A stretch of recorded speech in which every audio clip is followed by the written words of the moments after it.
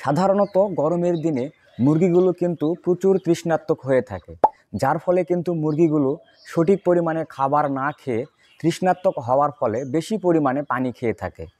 আর মুরগিগুলো বেশি পরিমাণে পানি খাওয়ার ফলে মুরগিগুলো কিন্তু পানি পানি বা পাতলা পায়খানা করে।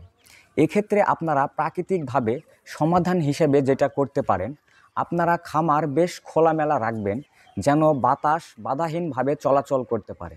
এছাড়াও আপনারা বৈদ্যুতিক ফ্যানের মাধ্যমে মুরগিগুলোকে গরমের হাত থেকে স্বস্তি দিতে পারেন। মুরগিগুলো যদি গরমের দিনে স্বস্তিতে থাকে তাহলে কিন্তু মুরগিগুলো সঠিক পরিমাণে খাবার এবং পানি খেয়ে থাকে। মুরগিগুলো যখন সঠিক পরিমাণে খাবার এবং পানি খেয়ে থাকে তখন কিন্তু মুরগিগুলো পাতলা পায়খানা বা পানি পানি পায়খানা করে না।